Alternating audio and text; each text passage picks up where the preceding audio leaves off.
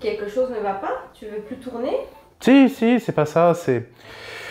Écoute, ça va être le premier top que je vais faire où il n'y aura pas de jeu de Bruno Catala ou de Théo Rivière, donc ça me fait un peu bizarre.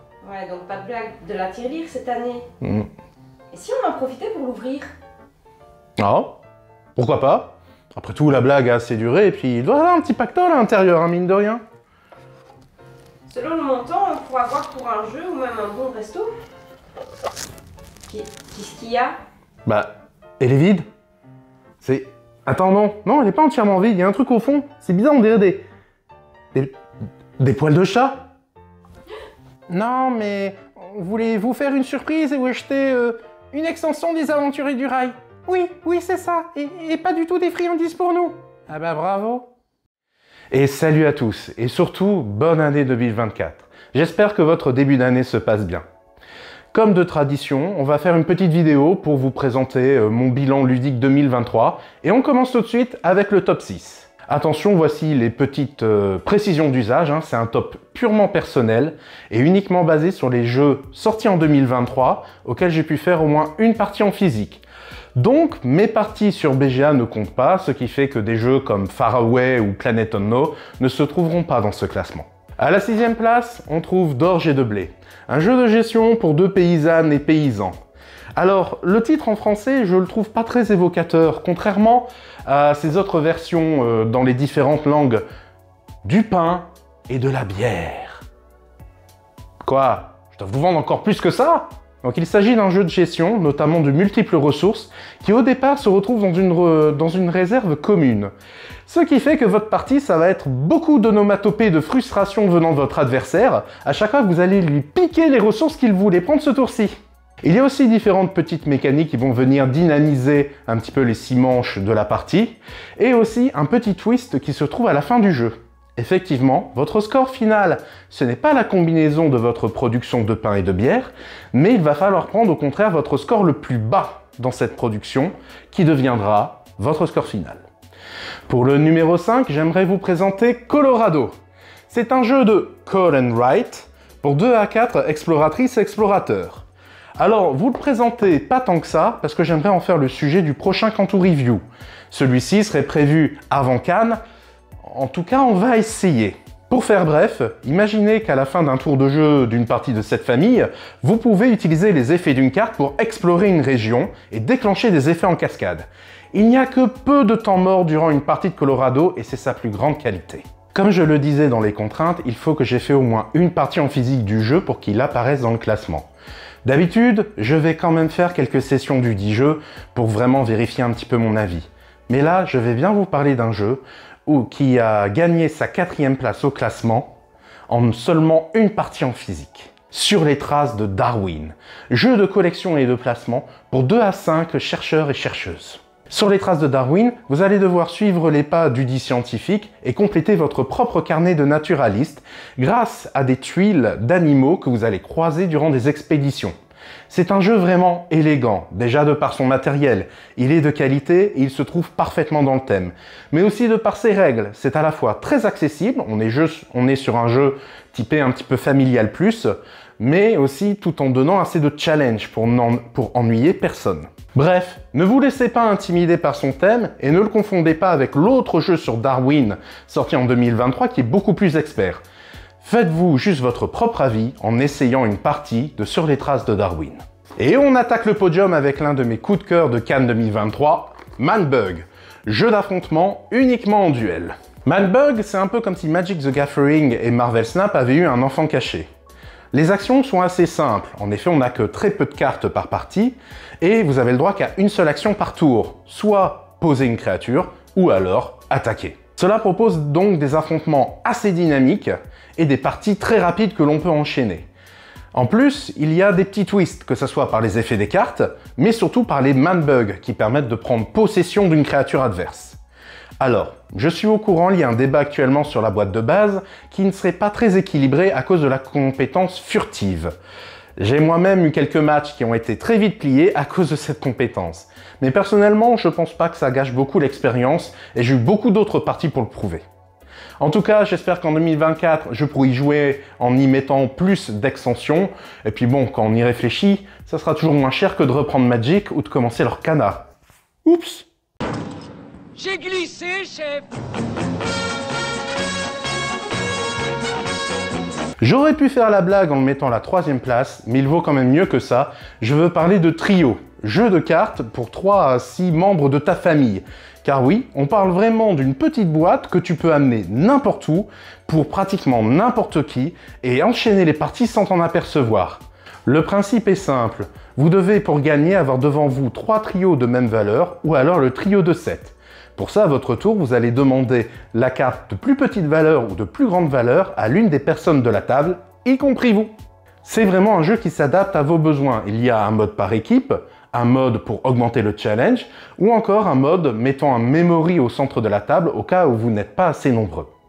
En tout cas, ça a vraiment été le jeu que j'ai utilisé durant mes vacances ou durant les visites familiales, et il y a moyen que je le ramène encore pendant quelques temps.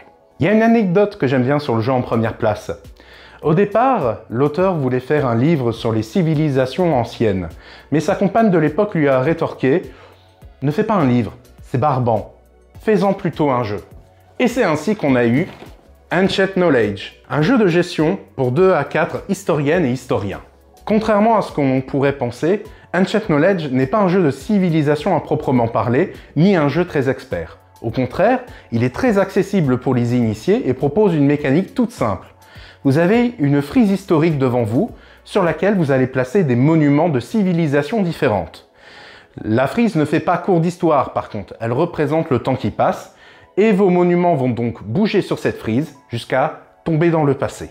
Parfois, elles vont même tomber avec les savoirs qui ont permis sa construction. Et c'est là d'où vient toute la stratégie. Est-ce que je me dépêche de mettre 14 monuments dans mon passé afin de mettre fin à la partie le plus vite possible, ou est-ce que je décide de temporiser en utilisant notamment des artefacts et des connaissances pour maximiser mon score? Sans compter que tout savoir perdu sont des points négatifs en fin de partie. C'est donc un jeu assez intelligent et les parties ne se ressemblent pas forcément. Attention néanmoins, autant le jeu est très dynamique à 2 joueurs, mais on a beaucoup de temps mort lorsqu'on est à 4. Ça ne change pas grand chose aux qualités du jeu, mais c'est bon à savoir. N'oubliez pas que si vous voulez me dire à quel point c'est une honte que je n'ai pas joué à tel jeu durant l'année, ou en plus que c'est horrible que j'ai mis tel autre titre en haut de mon classement, c'est dans les commentaires. Oui, on m'a dit que les gens aimaient bien râler, alors autant que ça serve. Dans les hors-classements, je voulais d'abord mentionner Pimpon, un jeu pour enfants que j'ai pu essayer chez une amie et que je trouve très adapté au jeune public. Il permet notamment de faire travailler le repère dans l'espace et les couleurs. Au niveau des extensions, ça serait mentir que de vous dire qu'Extra Salt n'a pas relancé les parties de Sea Salt and Pepper à la maison. Rien pour le jeu de rôle, malheureusement, j'ai déjà été bien occupé cette année. J'espère quand même en 2024 récupérer ma copie de Metro 2033, ainsi que peut-être me procurer Donjons et Chatons. Oui, j'ai des goûts très opposés. Dans les déceptions, il y a d'abord Hats, tout simplement parce que malgré un très beau matériel, il a un système de scoring très compliqué pour pas grand-chose. Il y a aussi, et ça malgré une première partie qui a été pour moi convaincante à Cannes, Next Station Tokyo. En effet, on a fait plusieurs sessions de jeu et le plan nous a paru très étriqué ainsi que la mécanique de double ligne faisait qu'on était plus perdu et perplexe qu'autre chose.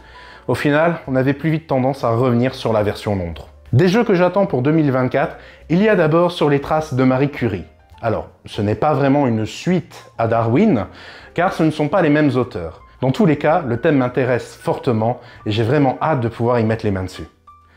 Je ne vous l'ai pas dit précédemment, mais j'ai aussi beaucoup joué à Hit durant cette année 2023, et donc je suis très impatient de pouvoir essayer la nouvelle extension qui arrive cette année.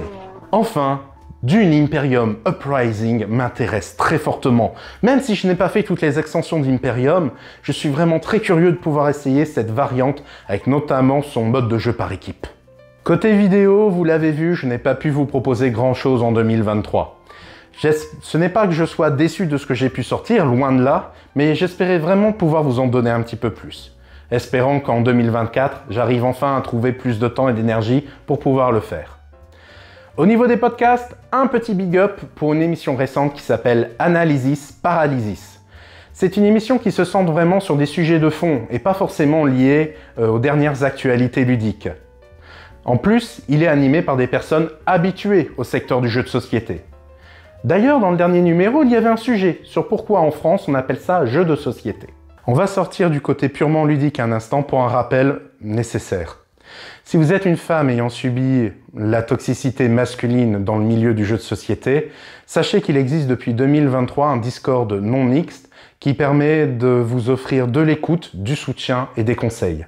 Je vous remets en description le lien du blog de Paul Gara avec notamment le post sur la question qui explique comment accéder à ce Discord.